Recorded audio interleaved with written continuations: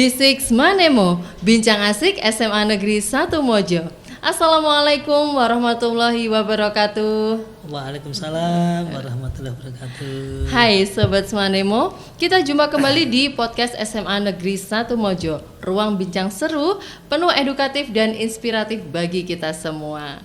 Pada episode kali ini kita akan membahas hal-hal yang saat ini membuat banyak bingung dan juga galau orang tua dan juga siswa kelas 9. Apa itu? Yakni SPMB, Seleksi Penerimaan Murid Baru. Kalau tahun lalu kita mengenalnya dengan PPDB ya, Penerimaan Peserta Didik Baru.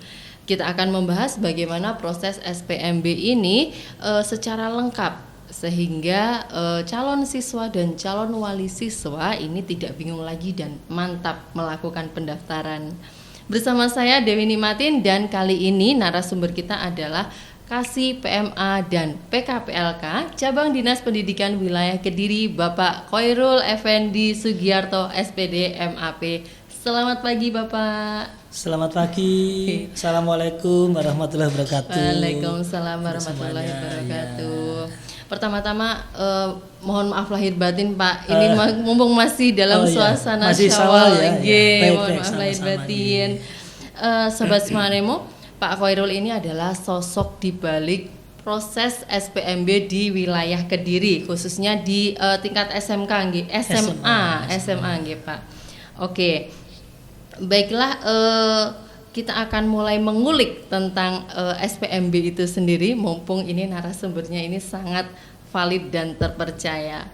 Oke, Bapak Pak Khoirul mungkin bisa diceritakan sedikit apa itu SPMB, Pak, dan juga tujuannya.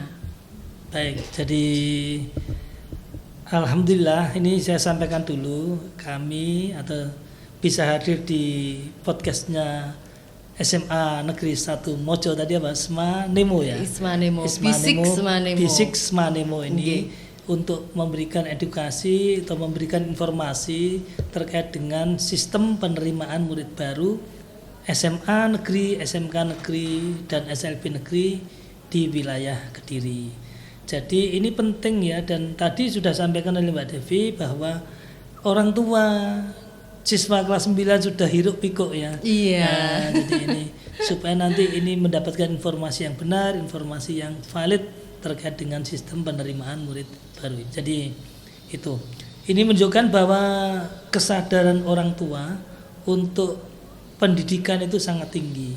Sehingga mereka antusias anak yang mau lulus SMP ini nanti akan sekolah di mana ya. Iya. Kita bersyukur, kita berhusnudon ya, berprasangka baik bahwa orang tua itu punya semangat yang tinggi, punya kepedulian untuk pendidikan para putranya. Baik, terkait dengan SPMB ya tadi bukan seleksi tapi namanya sistem. Sistem penerimaan murid baru. Kalau yang tahun lalu itu namanya penerimaan peserta didik baru ya. SPMB ini dasar utamanya adalah Peraturan Pendidikan Dasar dan Menengah Republik Indonesia nomor 3 tahun 2025 tentang sistem penerimaan murid baru. Sehingga yang namanya tahun lalu itu PPDB sekarang namanya menjadi SPMB gitu ya.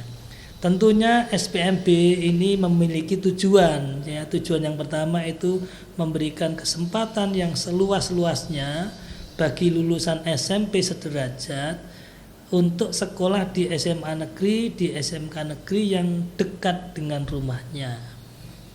Itu yang pertama. Tujuannya seperti ya, itu. Kemudian yang kedua juga memberikan kesempatan yang seluas-luasnya kepada lulusan SMP sederajat dari orang tua yang ekonominya kurang mampu agar bisa sekolah di SMA negeri dan di SMK negeri gitu ya. Kemudian tujuan yang ketiga memberikan kesempatan kepada anak-anak SMP kelas 9 yang berprestasi, baik itu prestasi bidang akademik maupun bidang non akademik untuk melanjutkan ke SMA negeri atau ke SMK negeri yang diminatinya. Jadi tujuannya itu jadi memfasilitasi kedekatan memfasilitasi ekonomi dan memfasilitasi prestasi begitu ya. Lebih luas Pak ya cangkupannya. Lebih luas lagi begitu. Jadi siswa itu bisa lebih mudah. Misalnya saya ingin ke sini, saya ingin sekolah di sini. Kalau meskipun dia berasal dari keluarga yang tidak mampu. Kita memberikan ada jalurnya, laras betul sekali. Lalu apakah ada perbedaan Pak antara SPMB yang ada di wilayah Kediri dan di luar Kediri? Oke, jadi SPMB ini merupakan sistem penerimaan murid baru yang berlaku di Jawa Timur. Oh, berarti seluruh Jawa Timur prosesnya sama. Sama di seluruh Jawa Timur sama. Kecuali yang di luar Jawa Timur gitu ya. Jawa Timur sama. Dalam satu naungan dinas pendidikan itu provinsi Jawa Timur. Iya Pak. Sama. Untuk alurnya Pak, untuk alurnya SPMB ini boleh diceritakan secara singkat karena alurnya itu pasti panjang sekali Pak. Untuk alur singkatnya ini bagaimana Pak? Jadi untuk alur SPMB ini tentunya ada tahapan ya atau jadwal gitu ya. Jadi nanti diawali itu dengan sekolah SMP sederajat nanti menginput nilai rapor ya. Input nilai atau nilai rapor ke sistem yang nanti disiapkan oleh Dinas Pendidikan Provinsi Jawa Timur.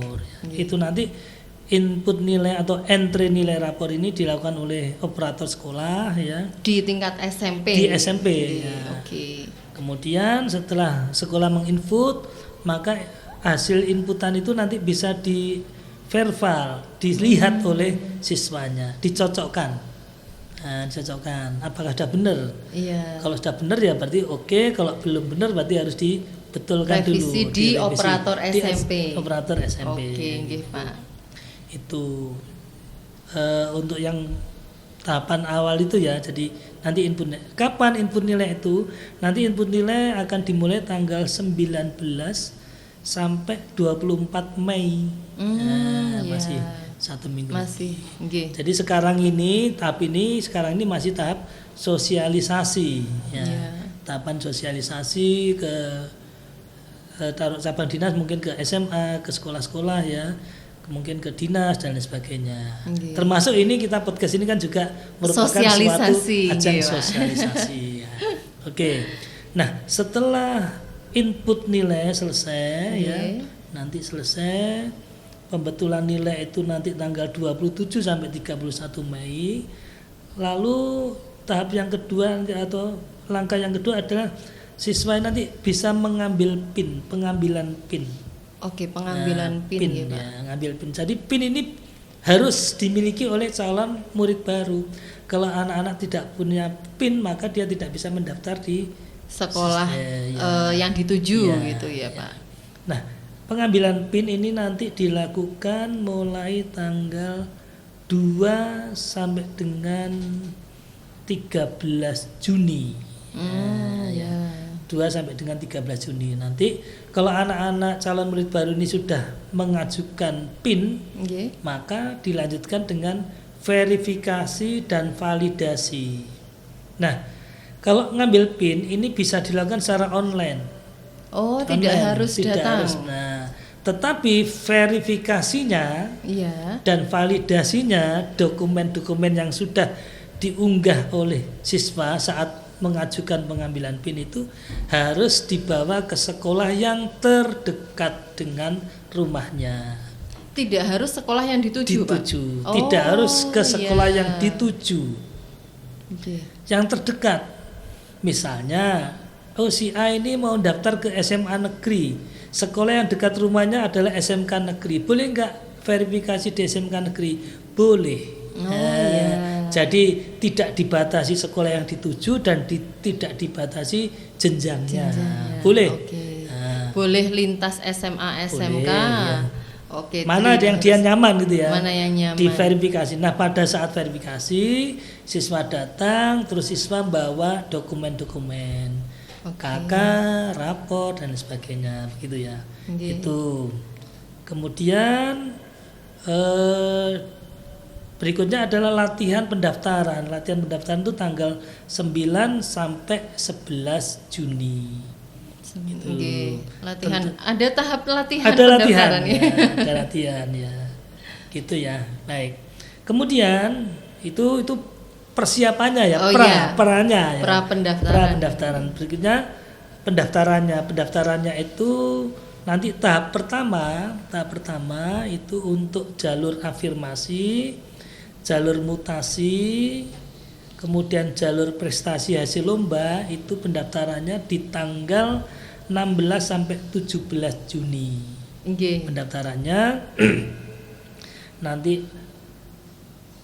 pengumumannya tanggal 20 Juni. Itu tahap 1 tahap gitu ya. Tahap 1. Oh iya, tahap 1. Kita lompat-lompat aja ya. Nggih, Pak. Tahap 1 itu pendaftaran tanggal berapa tadi? 16 17 Juni ya. Juni. Tahap 1. Kemudian tahap 2 itu pendaftarannya tanggal 22 sampai 23 Juni. Oke. Tahap 2 ini untuk jalur nilai prestasi akademik SMA. Oh. Ya. Kalau yang tahap 1 tadi untuk SMA dan SMK. Ya. Iya. Kalau yang tahap 2 khusus untuk SMA. Oke, Oh iya, ya. Pak. Kemudian yang tahap 3 itu tahap jalur domisili SMA dan SMK. Ini tanggal 26 sampai 27 Juni pendaftarannya. Iya. Gitu ya. Kemudian yang tahap 4 ini jalur nilai prestasi SMK. Itu tanggal 2 sampai 3 Berarti Juli. khusus SMK, SMK saja, Pak, saja, ya? Oh ya. iya, tahap SMK 4 saja. khusus untuk SMK saja. Ya. Itu tahapannya, ada 4 tahapan itu ya. Iya. Oke. Jadi itu terkait dengan informasi Alurnya. alurnya. Jadi harus ngambil PIN dulu gitu ya. Iya. Maaf, Verifikasi. entry nilai dulu. Iya, entry nilai ambil dari PIN, nilai. baru pelatihan pendaftaran, terus baru Pendaftaran, dan ada 4 tahap untuk 4 pendaftarannya tahap ya, Pak. Betul, ya. Jadi bisa memfasilitasi siswa kalau misalnya dia tahap 1 belum berhasil, bisa mengikuti di tahap kedua dan atau tahap ketiga, betul. seperti Iya, itu. betul ya. Oke, tadi sekilas saya mendengar ada jalur banyak jalur ya, Pak. Iya. Ada jalur zonasi, ada prestasi, lalu afirmasi. Itu pripun, Pak? Itu Iya. jalurnya apa saja, kuotanya berapa kalau gitu boleh ya. tahu, nggih. Baik, jadi dengan adanya Permendikdasmen yang baru ini memang ada beberapa perubahan istilah gitu ya. Oh iya, Ada beberapa istilahnya. perubahan istilah. Perubahan istilah yang pertama itu kalau dulu namanya zonasi ya, sekarang bukan zonasi lagi namanya ya. Namanya berubah nih, Pak, istilahnya. Namanya berubah menjadi namanya domisili. Oh, domisili. Bukan Jadi zonasi, yang dulu zonasi berubah menjadi domisili. nggih. Kalau dulu ada namanya zona, sekarang namanya menjadi rayon. Ya. Oh rayon. ya, rayon. Itu beberapa perubahan itu ya. Nggih. Kemudian kalau dulu namanya perpindahan tugas orang tua, sekarang diganti menjadi mutasi. Tadi saya sampaikan tadi ya. Nah, Nggih. nah, sekarang kita lihat berapa sih kuotanya gitu ya. Iya, Pak. Berapa? Kita bicara SMA dulu ya. Ini Iya, SMA dulu. SMK. Nanti SMA. SMA dulu. Untuk SMA jalur zonasi itu kuotanya 30%. Untuk Zonasi. zonasi Maaf, atau maaf, domisili, maaf, Pak. bukan jalur afirmasi. Maaf. Oh, afirmasi. Yang maaf. pertama jalur Ya. afirmasi, Maaf ya, kuotanya nanti. 30%. Afirmasi itu kuotanya 30%. Afirmasi itu nanti untuk SMA ini terdiri dari yang pertama afirmasi keluarga ekonomi tidak mampu. Ini 13%. Kemudian yang kedua afirmasi anak buruh dari keluarga ekonomi tidak mampu. Ini kuotanya 5%. Kemudian yang ketiga, afirmasi disabilitas. Ya. Ini kuotanya 5%. Dan yang keempat, afirmasi nilai akademik keluarga ekonomi tidak mampu. Ini kuotanya 7%. Ini yang baru, yang keempat tadi ya. Iya. Kalau tahun lalu tidak ada, afirmasi tidak ada, yang keempat tidak ada. Nah, Berarti ini yang dari seleksi nilai akademik tapi khusus untuk keluarga tidak mampu. Ekonomi tidak mampu, betul Oke, ya. Pak. Jadi Lumayan ini Pak, 7%. 7%. Nggih. Tapi ini syaratnya nanti nilai akhirnya anak-anak yang bisa mendaftar di jalur ini nilai akhirnya minimal 90. Oh ya, gitu. untuk menunjukkan prestasinya dia ya Pak. gitu. Oke. Oke, itu jalur afirmasi yang pertama. Iya, jalur afirmasi yang 30% 30% totalnya ya Pak. tadi untuk Nggih. SMA ini ya. Iya. Kemudian yang kedua, jalur mutasi orang tua. Iya. Ini kuotanya 5%. Ini terdiri dari mutasi tugas orang tua, Iya. itu kuotanya 3%, dan anak guru Oh, atau nggih. tenaga kependidikan, ini kuotanya 2%. 2%. Saya tegaskan anak guru ini adalah untuk guru yang mengajar di SMA tersebut. Oh Nah, ya. gitu ya. Jadi misalnya saya mengajar di SMA Negeri 1 Mojo, Mojo. berarti pendaftaran juga harus di SMA Negeri 1 Mojo. Nggih, Gue oke. nanti wah saya juga guru SMP ya, enggak boleh ya. Nggih, nggih, Guru Pak. SMA negeri. Guru SMA negeri atau guru SMK negeri yang daftarnya anaknya harus daftar di tempat orang tuanya mengajar atau Nggih. bekerja. Oke. Biar enggak nanti salah. Tidak anggap. simpang siur Ah, nggih, Pak. Iya, Nggih. gitu. Kemudian jalur yang ketiga, jalur prestasi hasil lomba.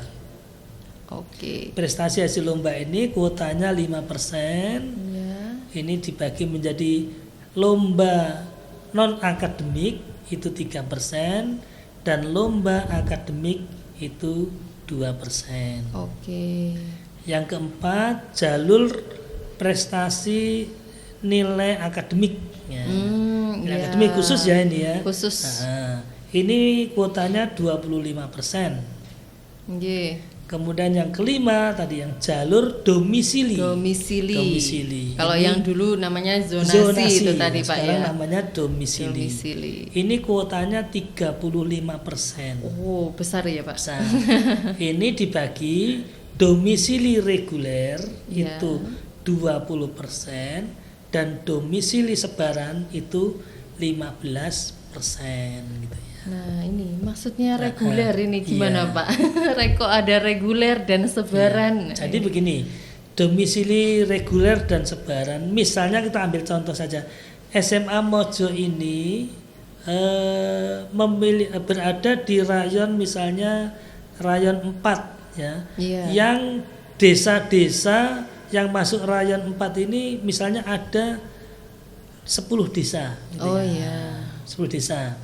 Nanti pada saat si anak mendaftar domisili, maka dilihat dari 10 desa ini yang terdekat dari Mojo. Nah, Oh iya. misalnya desa 1 sampai dengan desa 10. Ternyata ada 3 desa Iya. yang tidak bisa menjangkau SMA Mojo. Oh nggih. Nah, 3 desa ya, desa ke-8, desa ke-9 atau desa Ke-10, ke-10. iya. Sehingga tidak masuk ke SMA Mojo melalui jalur domisili reguler. Reguler. Maka nanti dia akan masuk melalui jalur domisili Sebaran. tadi, Oh. diratakan. Diratakan. Nah, gitu Tetap ya. berarti tetap bisa masuk. Tetapi lewat lewatnya jalur domisili sebaran. Iya. Tetap ada kuotanya gitu ya. Oke, nggih Pak. Sehingga yang jauh-jauh dari Mojo, mungkin yang lalu itu wah saya tidak bisa masuk Mojo ini. Karena Masih Mojo. ada sebaran tadi. Sebaran Nah, iya. gitu ya. Oke Pak. Ini kalau kita lihat jalurnya ini kan banyak sekali. Ya. Ini lebih memfasilitasi siswa ya Pak ya. Ya, Atau ini juga yang saya perhatikan, ini sepertinya pemerintah sasarannya itu untuk mengangkat keluarga tidak mampu agar bisa melanjutkan sekolah dengan nyaman nggih Pak. Ya. Dilihat dari jalur afirmasi itu Betul, ada 30% dan ya. itu jalurnya banyak sekali. Ya. Belum lagi jalur yang mulai dari prestasi akademis kan banyak juga nanti Mas 25, Yudia. ya. Ya tidak mampu bisa juga masuk ke prestasi akademis juga. Ini luar biasa sekali ini. Untuk jalur tidak mampu ini posisinya hampir sama dengan jalur domisili kuotanya. Kalau Hampir domisili sama. tadi 35, kalau yang tidak mampu totalnya ada 30%. Iya. Ini berarti wujud kerja nyata pemerintah ya Pak dalam menuntaskan pendidikan. Betul, sesuai dengan tujuan tadi kan ya. Iya, sesuai dengan tujuan tujuannya yang tadi, tadi. Betul sekali. Berikutnya Pak. Jadi kalau dilihat dari penjelasan Pak Khairul tadi, syarat utama yang harus dipenuhi oleh siswa jika ingin melakukan pendaftaran berarti yang pertama yang praacara itu tadi Pak ya, pendaftaran. Pendaftaran ya. Ya, yang dilakukan oleh operator SMP itu ya Pak. Betul. Jadi anak ini harus punya nilai ya. Iya. Mulai dari kelas SMP itu berarti kelas 7 ya. Kelas 7 sampai dengan kelas 9 kan itu ya nilai. Berarti yang harus dipastikan adalah nilai dari Nilai siswa dulu, ya, kelas entry. 7 sampai kelas 9 itu sudah di entry. Iya. Dan nilainya benar, ngoten Betul, nggih, Pak. ya, Ya, kalau ada kesalahan segera direvisi di operator SMP masing-masing. Iya. Seperti itu. Lalu Pak, ini kan prosesnya perpaduan kalau saya melihat kan perpaduan antara online dan juga offline gitu. Kalau semuanya jalur itu online. Oh, pada Online dasarnya semuanya. online. Semuanya gitu, Pak. online. Yang harus datang ke sekolah itu hanya saat verifikasi berkas untuk pengambilan PIN. Oh iya, gitu. dan yang bisa dilakukan di sekolah manapun itu. yang Cuma itu saja. dekat, Jadi ya. Selebihnya online semua. online ya, semua. Pak? Oke. Pokoknya si anak ini sudah punya PIN ya sudah, dia daftar mau di mana saja ya bisa. Bisa Jadi secara online. Oh ya. ya.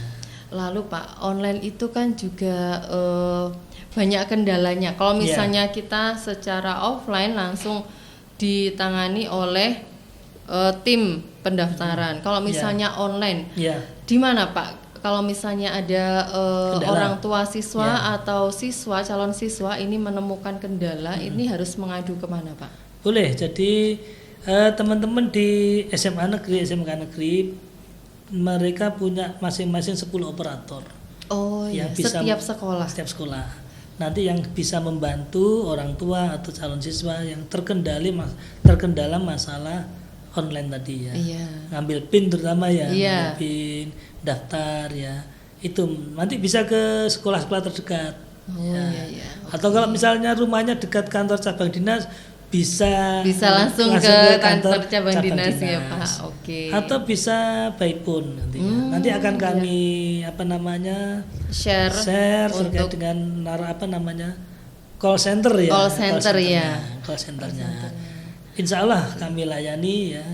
Kalau misalnya ini Pak, sekolah yang ingin didaftari oleh calon siswa itu sekolah A, tapi dia terkendala dan ingin melakukan konsultasi di sekolah B, apakah bisa seperti itu? Bisa. Oh, Ya. tidak harus ke sekolah A yang dituju nggih Pak. Oke. Misalnya, wah saya kok enggak bisa ya ngambil PIN ya. Iya. Bisa ya. Bisa ke sekolah yang dia nyaman untuk yang dekat, melakukan. Yang terdekat biasanya gitu untuk memudahkan proses ya Pak. Betul. Oke.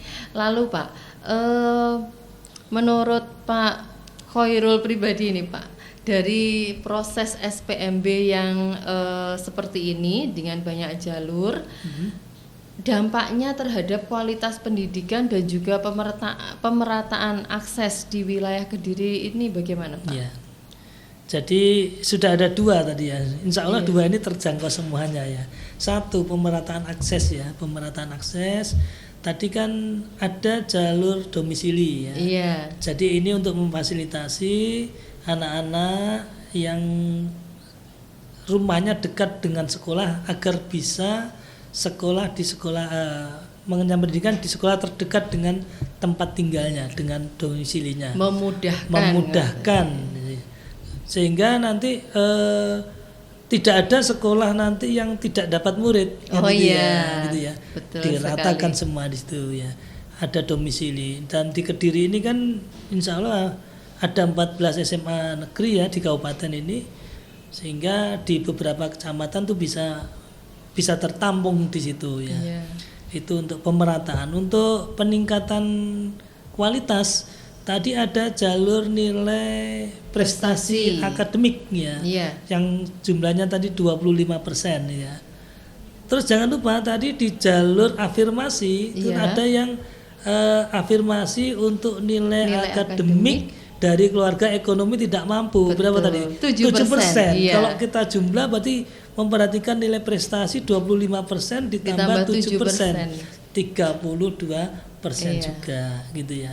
Seperti jadi itu. Pemerataan secara prestasi juga nanti lebih akan ya merata gitu Pak. Ya, itu yang prestasi akademik. Yang non akademik tadi kan prestasi hasil lomba ya tadi yang 5%. Jadi itu.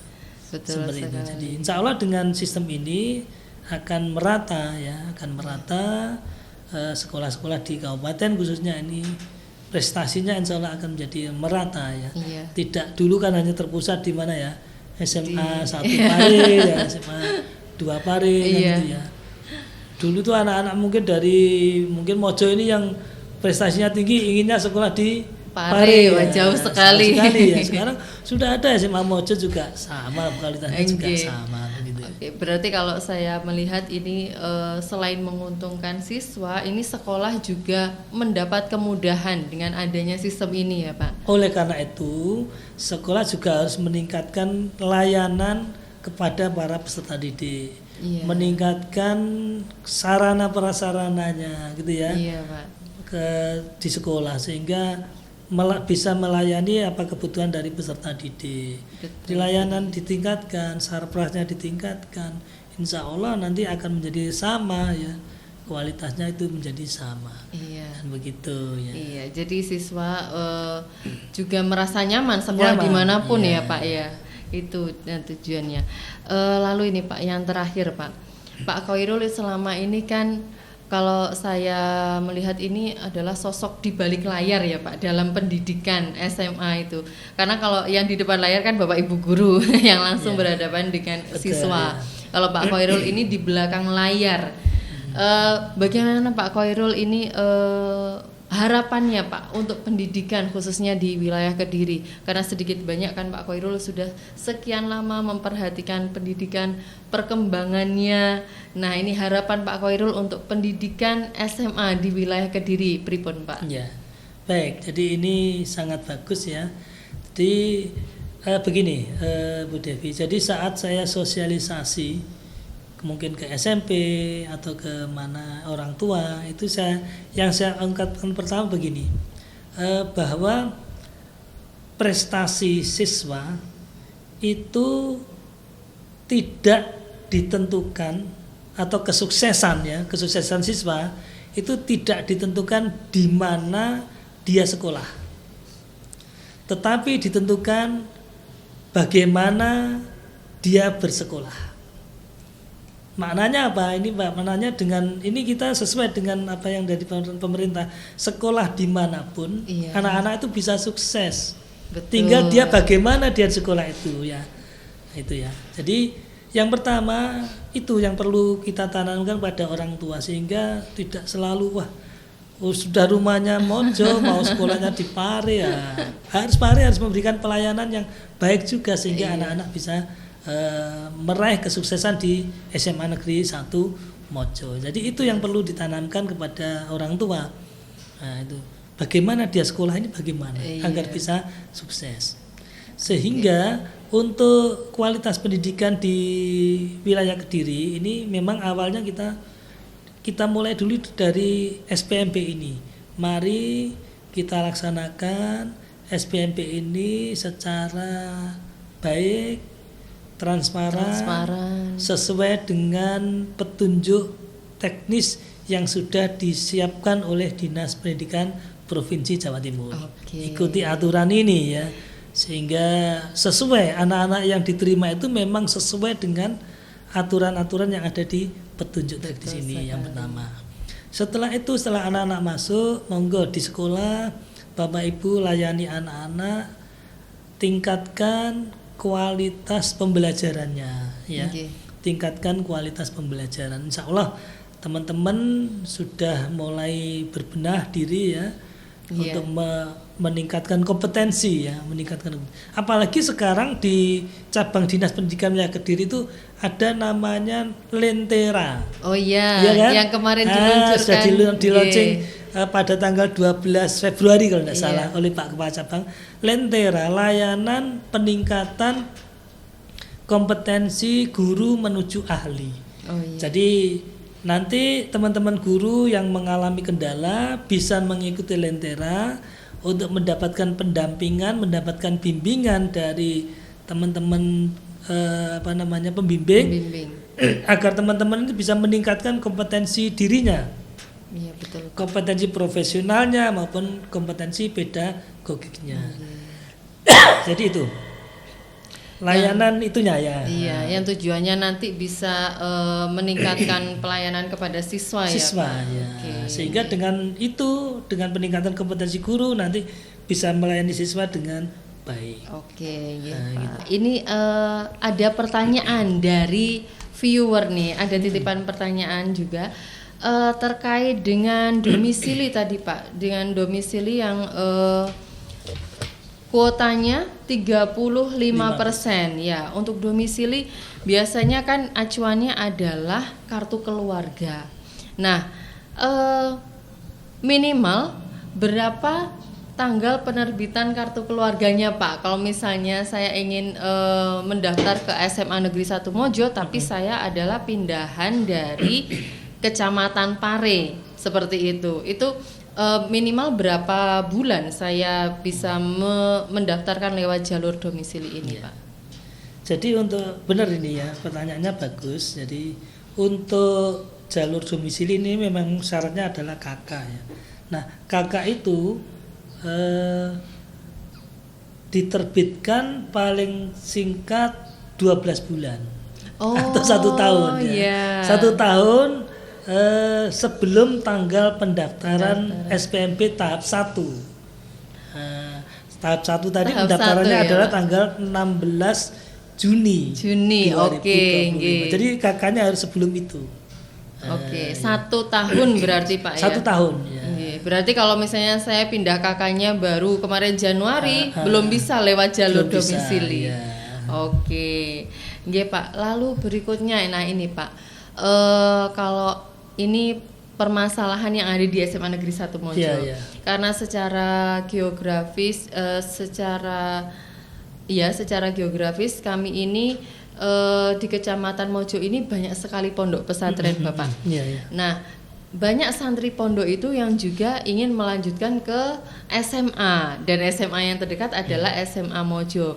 Nah, kakak mereka ini kan tersebar di seluruh wilayah Indonesia, Pak. Ini sebaiknya mereka melalui jalur apa? Seperti itu, Pak, pertanyaan. Gitu ya. Untuk ini permasalahan khususnya di SMA Negeri 1 Mojo ini, Pak. Jadi untuk anak-anak yang tinggal di pondok, meskipun kakaknya di luar Mojo gitu ya, itu bisa menggunakan namanya surat keterangan dari pondok. Nah, seperti surat keterangan domisili dari pondok yang mengeluarkan pondok. Surat keterangan dari pondok ya. Tapi syaratnya sama, pondoknya itu juga minimal 1 tahun. Gitu. Jadi tadi 1 tahun berarti sebelum tanggal tahap 1 pendaftaran tahap 1 tahun. Nah, nanti itu syarat itu harus dilengkapi pula dengan surat pendirian pondok. Ada surat pendirian pondoknya juga. Gitu ya. Begitu. Oke, Pak. Berarti tetap ya Pak, harus syaratnya minimal mondoknya sudah harus 1 tahun dulu. Lalu pihak pondok menerbitkan surat pernyataan bahwa yang bersangkutan surat keterangan domisili di pondok. Surat keterangan domisili di pondok baru bisa Iya. Mendaftar ke SMA Negeri Betul, 1 Mojo ya. melalui jalur domisili. Iya. Oke, Pak. Lalu Pak, ini satu lagi pertanyaan dari viewer. Ini untuk jalur yang dari siswa tidak mampu, Pak. Tadi itu kan ada banyak jalur dari siswa tidak mampu. 30%, sekitar 30%.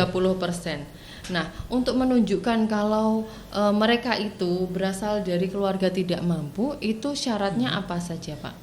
Jadi untuk jalur afirmasi, tadi kan ada jalur afirmasi ada 30% ya. 30%. 30%.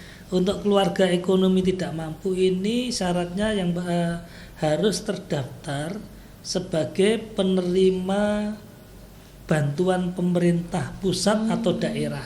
Iya. Ini nanti bisa dibuktikan dengan menunjukkan kartu KIP, Oh iya, Pak. PKH, BPNT, ya, BST dan lainnya. Iya, kartu bantuan Bantuan sosial sosial. dari pemerintah ya, Pak. Dan tidak boleh menggunakan KIS atau SKTM, surat keterangan tidak mampu yang biasanya dikeluarkan oleh desa. Tidak boleh. Oke. Jadi KIS tidak boleh, SKTM tidak boleh. Iya. Begitu. Berarti bisa menggunakan kartu yang dikeluarkan oleh pemerintah seperti PKH, Nah, betul. Ya. dan kartuan bantuan sosial Sosial yang lain, lainnya, ya. kecuali KIS dan atau juga SKTM. surat keterangan tidak mampu yang dikeluarkan oleh desa. Ya, Itu berarti betul. tidak boleh, Tidak ya, boleh, Pak? tidak Oke. boleh, tidak bisa menjadi syarat. Karena kan sekarang semua orang diberi KIS oleh Iya. desa itu ya kan. Baik itu mampu maupun tidak mampu kan diberi KIS semua. Iya, ya, desa. apalagi yang SKTM itu, Pak, ya. iya. Pokoknya datang ke kelurahan, Pak, boleh minta Ya, ini gitu. gitu, ya. Oke. Sekian saja, Pak. Terima kasih atas informasinya, Pak Khairul. Terima kasih. Semoga bermanfaat untuk seluruh siswa yang mendengarkan program ini. Amin ya. Amin. Baiklah Bapak, perbincangan kali ini penuh informasi yang sangat dibutuhkan oleh banyak pihak, terutama wali siswa dan juga calon siswa. Ya. Terima kasih Bapak sudah berbagi waktu dan juga informasi pada kali ini. Baiklah Sobat Semanemo, terima kasih telah mendengarkan podcast ini sampai akhir. Semoga informasi tentang SPMB dapat membantu calon siswa dan calon wali siswa dalam mempersiapkan pendidikan SMA. Jangan ragu untuk terus mencari informasi dari sumber yang resmi dan bertanya kepada ahli jika ada hal yang kurang jelas. Ingat, masa depan dimulai dari langkah kecil yang dipersiapkan dengan baik. Sampai jumpa di episode berikutnya. Tetap semangat. Wassalamualaikum warahmatullahi wabarakatuh. Waalaikumsalam warahmatullahi wabarakatuh.